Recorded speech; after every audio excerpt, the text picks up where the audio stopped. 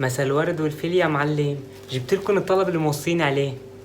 طلب شو لك؟ جبت لكم سمك مشوي وبعده تازة، هو معه تراتور.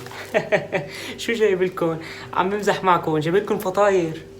بس نحن ما طلبنا هيك طلبية.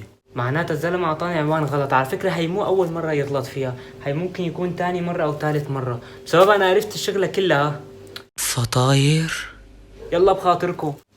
ايه خلص هاتوا منه، أنا بحب الفطاير كتير. شايف مبين مانو أكل شي من الصبح. وقديش حسابون؟ مبين الفاتورة وقعت مني وأنا بالطريق. ايه خلص خلوني فوت فرتلكن إياها ونشوف قديش الحساب.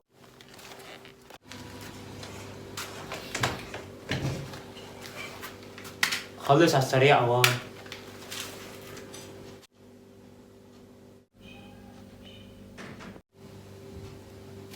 يلا رح افرد لكم اياها مشان تاكلوا، وبالمره بفوت على المطبخ بسوي لكم سلطه وهيك يعني. يسلموا ايديك اخي.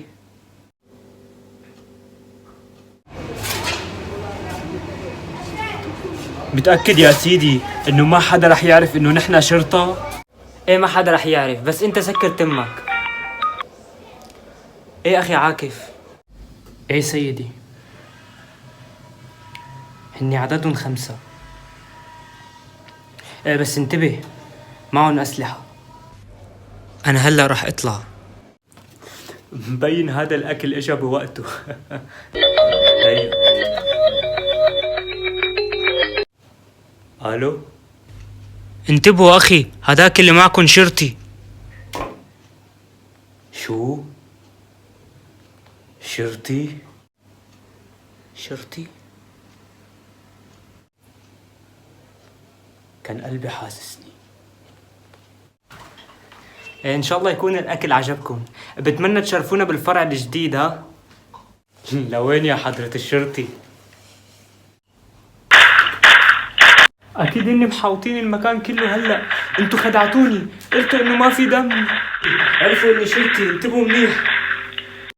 عرفوا انك شرطي؟ شو يا سيدي؟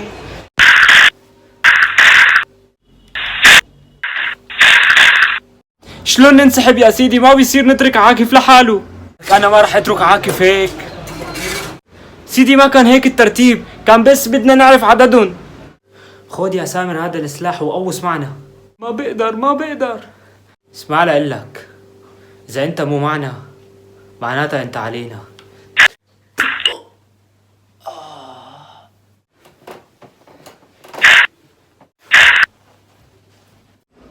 اسف سيدي. يا ربي دخيلك، ساعدني يا الله.